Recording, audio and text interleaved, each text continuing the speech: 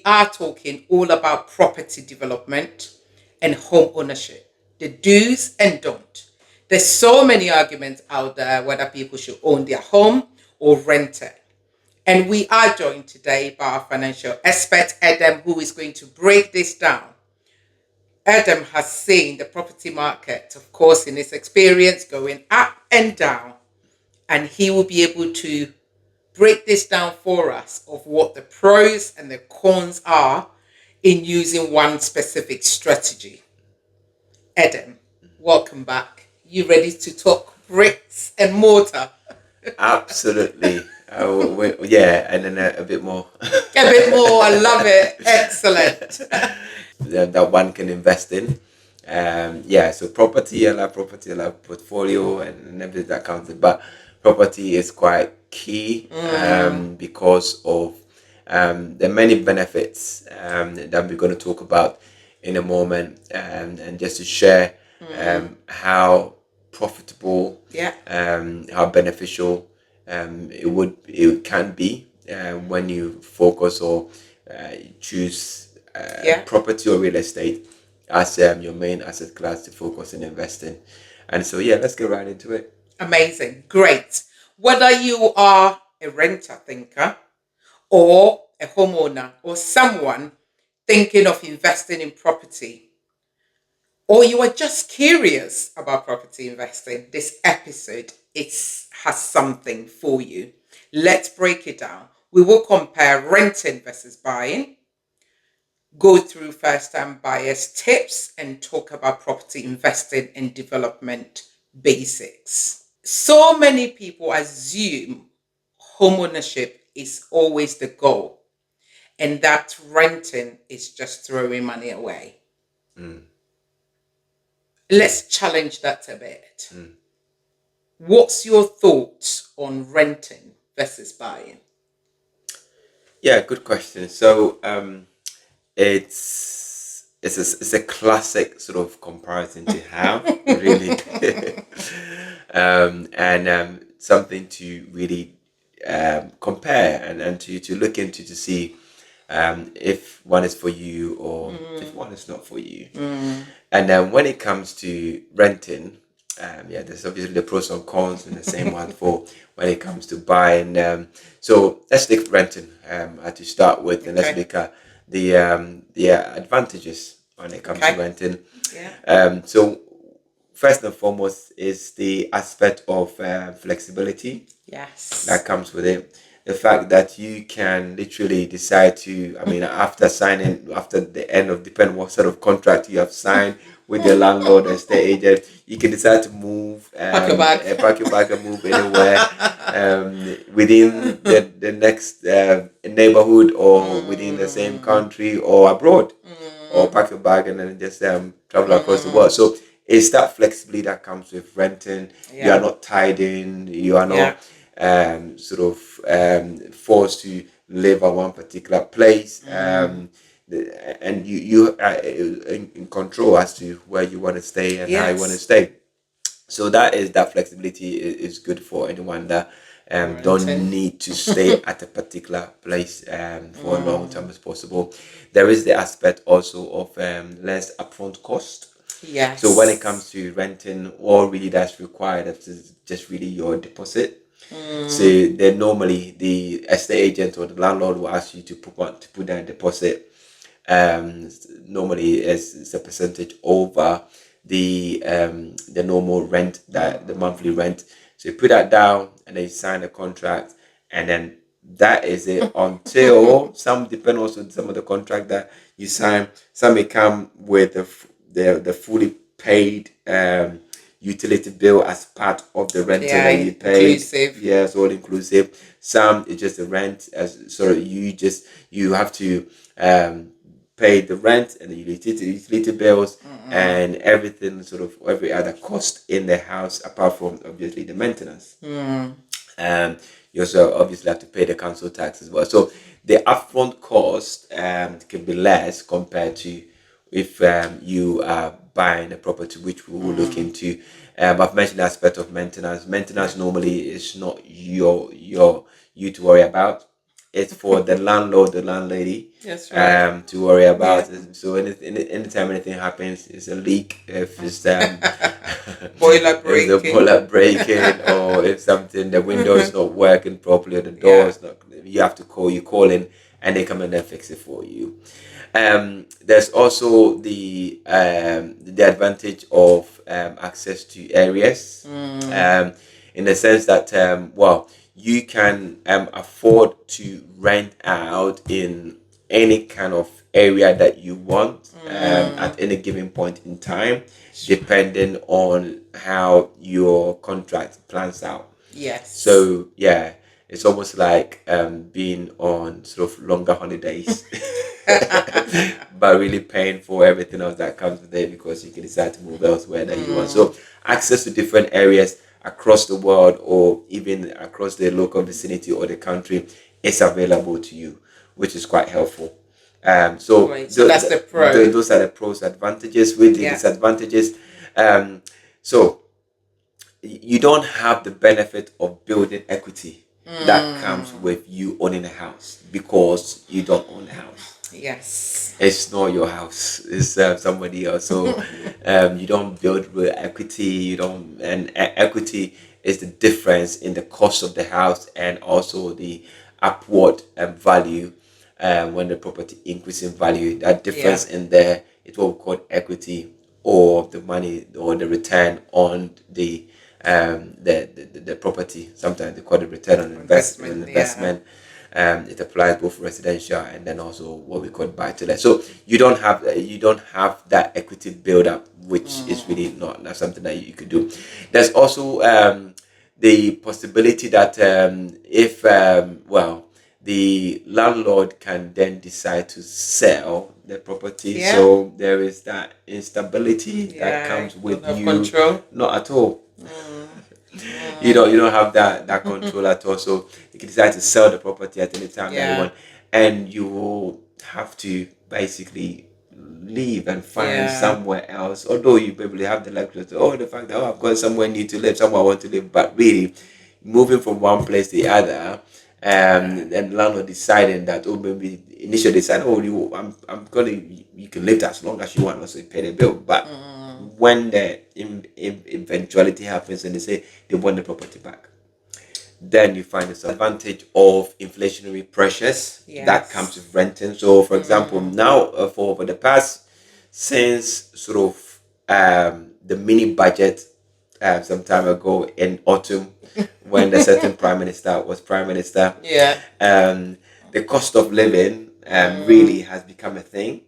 And when that happens, there is that inflationary pressures on individuals, and that comes with the cost of utility bills going up, the cost of council tax going up, the cost of rent going up. So if you basically renting, it means that certainty is not there. And especially if you've not locked in, compared to if you, for example, locked in your mortgage, you pay the same thing all the time. So there's that inflationary pressures that sometimes comes with disadvantage that comes with you renting, which sometimes you don't actually have with when it comes to owning your own property. And so it's very important that if you are renting, again, if you can sort of lock in your rental as much as possible and negotiate. I mean, that depends on the landlord, isn't it? Yeah. It can be advantageous for as long as possible. I mean, there are some landlords that nowadays they do sort of the 12 monthly sort of roll-on sort of contract on what we call the short term assured let. So those ones are available, but there are some that can give you 3 years, 4 years, even 5 years rent that you can lock in. So the other disadvantage is that if you don't own the property, it means that you can't do anything to the property according to your own taste and proclivities, and also customization that comes with it. So you can, of course, you don't own it. You can't make it. You can't make it the way that you want it, to make it feel like it's your own, because it's not your own. Because any alteration that you want to do, you have to call the landlord. You have to call in and says, can I do this? Can I do alteration or not? So it's a advantage that comes with renting. So if the disadvantages, weighing disadvantage apart, and also the advantages, and you feel renting is for you, then by all means go for renting. But if you feel that the disadvantage outweighs advantages, then you may not think about buying. Okay. So, should we look buying. at buying? So the key advantage of when it comes to buying is the fact that yes, you build equity within the property. So buying means that you build equity within the property, and building equity within the property doesn't come all the time. No. However, majority of the time, in every sort of 10-year cycle, the property goes through what we call a 10-year cycle. Yes. Within every 10 years, the bound the property will go up. So you build equity. You can it's an investment. Think about it that way. That's right. Money that you put in, locked in, but at the same time as well, over time it goes up. And if you decide to sell later on, or you want to refinance, you could pull money out and do other things with it. Amazing. And then when you buy as well, the property is yours. That's right. So it's your own. It's an asset that you can sort of name. You can and together change the color. Exactly. Like, whatever. Disadvantage to the renting is the advantage of you owning the house because it's your own, and you can do whatever you want to it. And this comes with the stability as well. It does. Because when you own it, it's there. You stay. You go in and out when you want. You don't think about obviously moving out and whatsoever.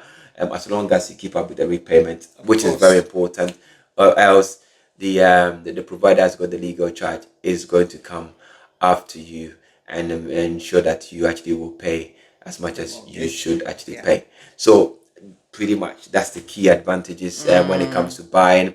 When it is a disadvantage that comes with owning is the upfront cost. Putting down the deposit, sometimes not classified as a cost, but you have to find the money. Yes. Depending on how much you want to put down, or depending on lender, find the money. There's the stamp duty that you have to put down. There's solicitors, legal fees. There is the maybe the estate agent fee. Those who charge something if you go via them, that comes with it. There's the arranging fee that comes with it. There's a finding fee. All of these things comes as part of the upfront cost that you have to bear if you do buy the property. Now, property prices, we've talked about equity, but properties don't stay, prices don't always go up. Depending on what's happening in the economy, it can go down. Depreciation. Exactly. That's the technical word you've used. Property can, as much as you can appreciate, it can also depreciate. So you have to be mindful of the fact that if I want to buy, I should buy strategically. Very important. Buy strategically. And also I say to people that, especially if you haven't if you don't have any investment property, buy property in the location which has the potential to go up, or property that's potential for you to do up, because you want or properties that you can get below market value. That's right. Yeah. So by getting those properties, it means that if anything happens, you appreciate. Exactly. You appreciate to be able to do that. Then there was the aspect of being mindful of the changes in interest rates. So an increase in interest rate makes the savers laugh. But then, for those who have a mortgage, it means that they won't have the luxury of laughing, because anytime interest rates goes up, especially depending what sort of deal that you have, if it's what we call the standard variable rate, or if you have a rate that is tracks the Bank of England's rate, it means that when it goes up, your mortgage also goes up as well. Right. So be mindful of that. It doesn't always stay the same. So if you can lock in, depending on where we are in the economy, lock in as much as possible. You also have to bear the cost of maintenance. That's right. When you own your own property. So as long as you don't mind really sort of paying for the cost of the maintenance and everything that comes with it, unlike the landlord, you have to call the landlord. Renting, you have to call the landlord. There's no landlord to call. No, you are the landlord. So you have to find your own plumber, electrician, the boiler people, to make sure that they sort things out if anything goes wrong in the property. So that So be my, and then the last thing as well is that you know how the person that rents has the flexibility to move around. Yes. Not so much you, except for when we go on holiday. You, it's your house. That is, you can, depending on what happens, you stay there for 5 years, 6 years, 7 years, 10 years, and so forth and so forth. So if you're going to buy a property, make sure you have researched well. It's That's an area right. that you love, That's and right. you can see yourself growing or evolving into. Or if you decide I want to live here for the next 7 years, have a plan that when the 7 year comes, will move out and basically buy somewhere else. But at least for the first 7 years, An exit plan. there must be. You are basically don't have the flexibility to move around as much as you want to if you're renting. So these are sort of the pros and cons when it comes to buying properties, Yes. and weigh them carefully to know whether it's for you or not. Thank you. Edem, I'm so glad that you've laid this out. It's not black and white as people have portrayed it. Of course, there are some times that at the stage of your life, renting might be the right strategy for you. And at other times, at the stage of your life, buying might be a strategy for you. And I think from what you're saying, seeing buying as a form of investment, but maybe you are not there yet, and might be a stage for you to, whichever way you are, it's about weighing it, as you said, and making a smart decision. Because even with buying, I think it's investment that you need to think about as a long-term strategy. So it's not a case of you buy today and tomorrow, you build equity. It is the long term, and also investing smartly. So that you can actually buy, like you said, depreciation, and then you ruin it. I would like us to address something. So let's address the emotional side of owning a home. It's often seen as a milestone of success. How can people decide logically, not just emotionally? I'm just thinking, all I want to see is I've gone around to see the house. I'm looking at the kitchen, right? This is it. But if it is an investment strategy, should I be looking at the kitchen? How could we decide logically and not emotionally, so we are investing correctly when it comes to property investment? Yeah, that's a good practical question. So when it comes to the practical, logical way of approaching it, always look at the rent to buy. So I call it the rent to buy arithmetics, really. And it's just really about playing with the numbers, and that's pretty much what it is. Looking at the numbers to see if it makes sense. And so they say that the numbers don't lie. So look at the value of renting from sort of the cost perspective against buying. And there are various calculators online that you can use to look at how if, for example, if I look at the rental on a monthly basis, or sort of spread out over 12 months compared to the value of maybe owning a house over 12 months, and then being able to sort of make something, or what we call the return on investment. That's right. On it, because remember, when you're renting, that all the money goes in, and then when you leave, in terms of if you decide to move elsewhere, you take nothing with you. That's it. So the money is gone, and the other costs as well. But then when you put money into the property, and in terms of buying it, you are putting money almost like you are paying for the investment to be able to reap it later, especially if the property goes up in value. So do that calculation, renting versus buying calculation, to see where the real benefit is in terms of cost savings, in terms of the return on investment.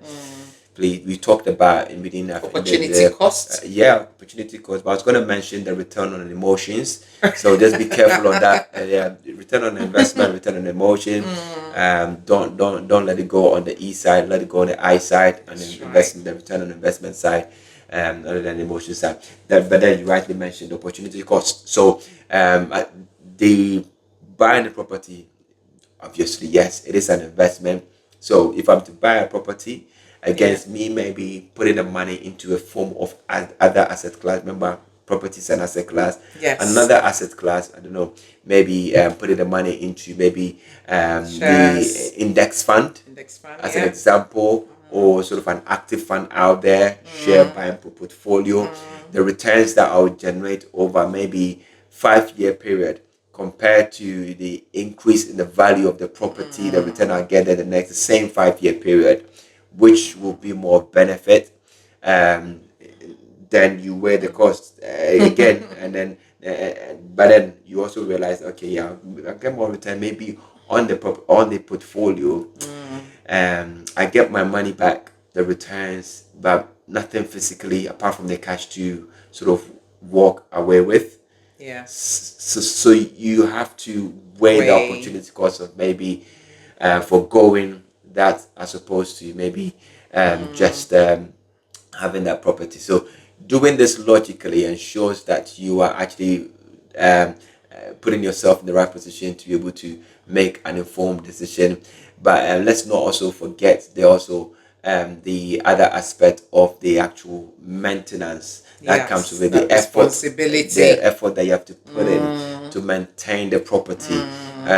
Is it for you? Is it not for me? Can I always pay somebody to do it for me, or can I get my hands dirty to get the work done? Am I a DIY person? And all of that comes with it. And where can I save money? And when it comes to me owning the property and then being able to foot the cost that comes with it. So these costs, sort of put everything on paper and again put some numbers to it. Look at the bottom line, and then from there make a decision. In that way, you are looking at it logically, practically, rather than looking at it because maybe, oh, this property feels fine. No, beautiful kitchen. Yeah. So that is pretty much the way to look at it logically to ensure you're making the right decision. And just want to emphasize that the fact that you're making such a commitment, seeking financial advice, speaking to a financial expert, a broker, to make and help you make that informed decision, so that you are not taking the decision on emotions, but you're doing it on the eye. That's right. Not return on emotions, but return on investment. That's right. Thank you very much. Right, Edem, let's switch to property development or investor. I think it's really exciting. This can range from, of course, buying a second home as BLT, that's buy to let as a strategy, or maybe you can use the strategy of flipping, which means you buy, you renovate, and you sell it for profit. Or even just building homes. If you've got the funds to buy land, build your own home. It's a huge field, but maybe let's stick to a small scale. Now, the person thinking about a rental property or a flip project, what do they need to know? Yeah, good question. So first thing is about financing. So without the money, there's no catch. So the financing sort of criteria when it comes to buy to let property, investment property is a bit different from when you're buying your residential home. Yeah, so when it comes to financing, you can, the requirement is that, especially buy to let, you need to be earning at least 30,000 a year. Okay. In order for you to qualify for the mortgage. And also you need to put down a minimum 25%. Okay. Before they will give you the mortgage. And lastly, whereas somebody who's second time buyer, they will give that person a mortgage of at least 40K. As a first time, if you're a first time buyer and want to do buy to let property, investment property, the minimum mortgage they will give you is 50,000. Okay, that's the minimum. That's the minimum they will give you. So it's not too far off. But then and then you can definitely get properties to buy for that amount. Yeah. In the UK, when you do research a bit outside of definitely outside of London. So financing is key. Make sure you've got the finances correct, everything in place as much as you can. just ensure that you work out what your yield will be, you work out what your return on Yes. investment will be, just by calculating the annual rent divided by the property price will give you what the yield will be, which pretty much what the returns they calculated accumulated returns for investing in the property.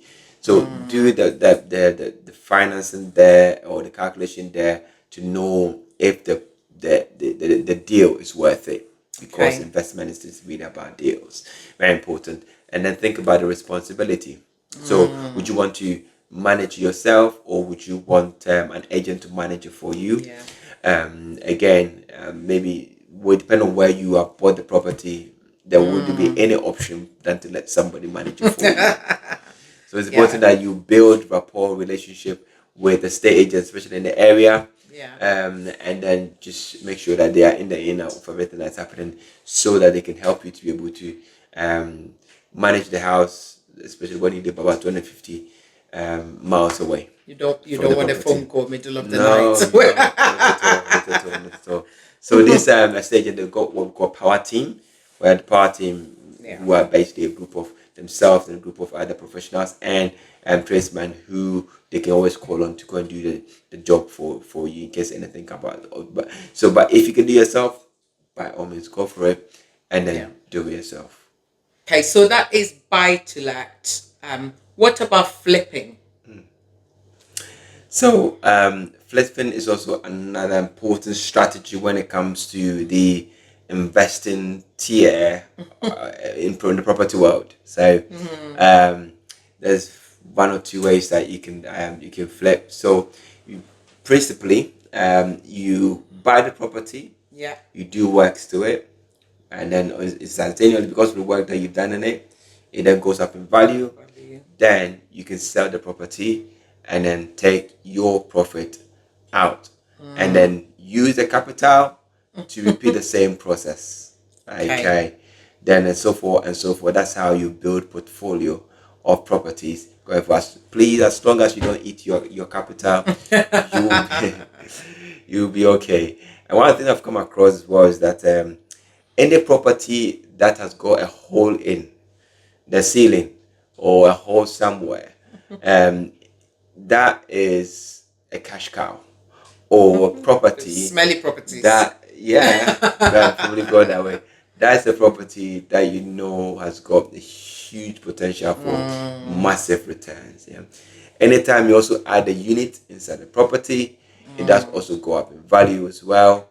Normal sort of cosmetic sort of repairs in there may not increase it in value as much as perhaps you expected. So absolutely very important. Getting that knowledge of how to do the flipping is so much important. Now there's also what we call the after repair value. So with the after repair value is what happens pretty much as the name goes. Is what happens when the repair is done. Yes. Because you now have to find means and ways to. It's a cost to the Yeah. whole building or to the whole venture. So you have to weigh the cost in respect to exactly what it would be in terms of the bottom line will be after you basically has invested into the property. So weigh that carefully, and then you can decide as to whether do I want to do this myself, or do I really want to employ somebody, That's right. or can I employ somebody to do it for me, and not have to worry about anything about the cost that will come with repair. So it makes maybe knowing a bit of DIY also quite useful. Yes. Because if you don't want to do yourself, you definitely call the contractor. But if you can do yourself, you want to do yourself, do it. You save yourself a lot of money. There's some things that you can't do with yourself because you need that qualification, like Of that course. plumbing, Electricals. Yeah. thing to the boiler, gas, those ones you would need certification and proper qualification and proper training in order for you to be able to do that kind of maintenance if you so wish and if you must do so. Okay. So that is the things that to consider if you are flipping property. Really. But there are other times whereby it's not exactly the case. Oh, I want to basically just do works into it and then sell it on. Sometimes you want to do works into it, keep part of it, whilst the other part you also would rent it out. It's a type of it, but in this case you are basically keeping the property and then you are going to refinance it and take the money out of the property rather than sell it and taking the equity out. So yeah, those are the aspects of flipping a house that you must be aware of. If it's for you and you want to do as a business, just keep on repeating the process over and over again, and it should be okay. I mean, from research, I know that it's a higher risk reward, and timing is very, very important. I think I love what you said about buying it below market value, because if it is not below market value, then you are not going to make the profits that you want to make within that short period. That's so correct. Yeah. So now, Edem, as we wrap up, let's talk about how owning property plays into long-term financial freedom. Many people's wealth is largely in their home by retirement. Okay. What are the pros and cons of that? Yeah, so the main advantage is that if you own a home,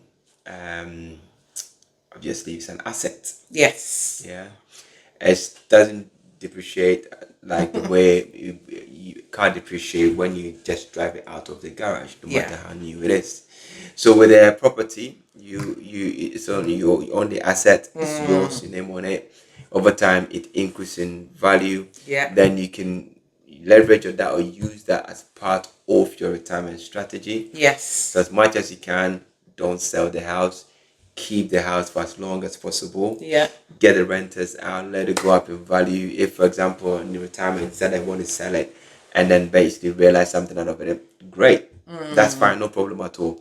But please, don't sell it if you don't have to sell it. Okay. And then get the equity out of it. Somebody says that you don't sell real estate or you don't sell any house because the only estate that is real is real estate. Yeah. You can touch it.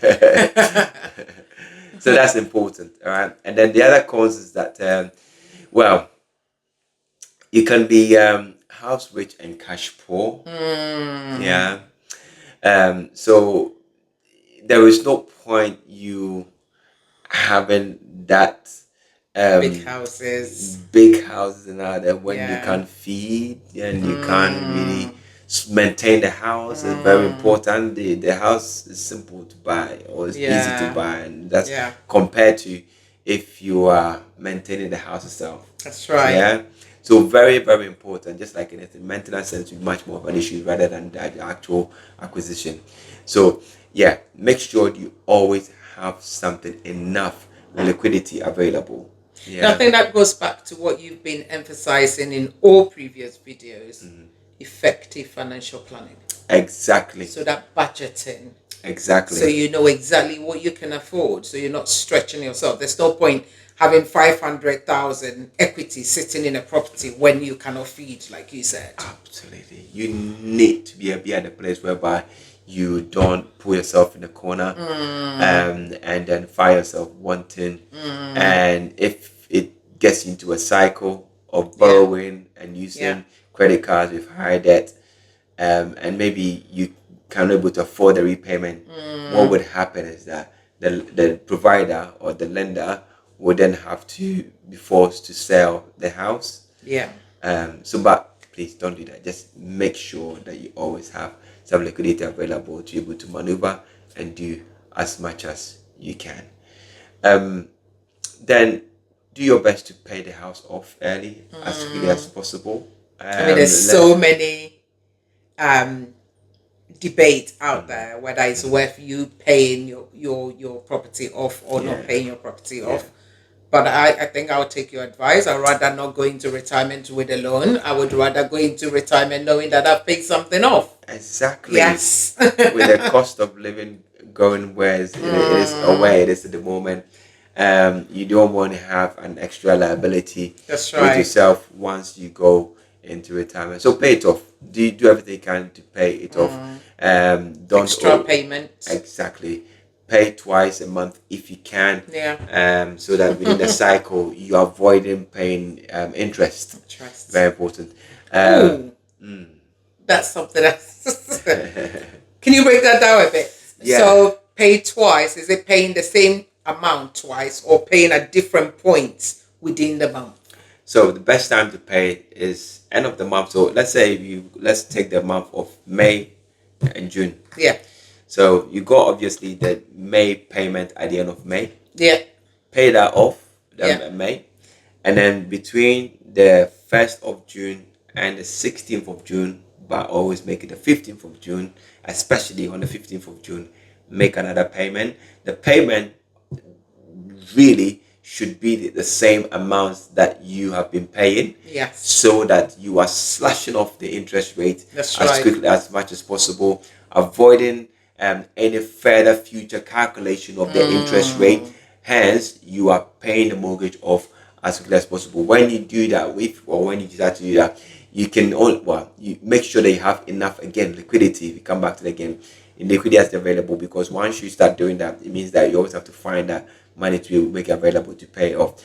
And then obviously pay it off early, you pay less, or in the long term you end up paying less interest on the mortgage and saving you more money, and then making more money available for the next project or to invest in other sort of ventures. Fantastic. That works. Yes, very works. The other point as well is that don't over leverage on the property in terms of over refinancing the property. If you're going to refinance, by all means, finance, but make sure you take only the right amount. Now, when you take the right amount out, use it for investment. Right. Use it for investment. That's when any debt becomes a positive or a good debt. Yes. Don't say I'm going to use it for investment and you end up spending on a leather. And so don't do that. It means that you're also giving yourself the opportunity to have more available for when the right or other opportunities come up in the future, which you need the money for. Okay. And also make sure that it then ensures that you are preparing well for retirement. Fantastic. Diversify as much as possible in terms of owning property. You can, so when I say diversify within the asset class, the property asset class, but also as much as possible diversify into other asset classes apart from property. And that all comes with ensuring that you have the right good foundational money management in place, apart from any sort of equity that you can pull out from the property. If one doesn't work, the other will work. If one is not growing, the other one is growing. If one is not making enough income, the other one's making enough income for you. As much as possible, don't sell the property. Keep the property as much as possible, and then pass it on. Amazing. And if you would like to find out more about video we did on retirement, you can watch that to gain more insights around this. Wow. What a comprehensive discussion this has been. Thank you for all the knowledge you've shared with us. Just key takeaways. So we've looked at the pros and cons of renting and buying. We've looked at the step-by-step key tips for anyone who is venturing to go into buying a property, whether a first-time buyer or maybe you're thinking of using a strategy of buy-to-let or flipping. Wow. Thank you for all this insight.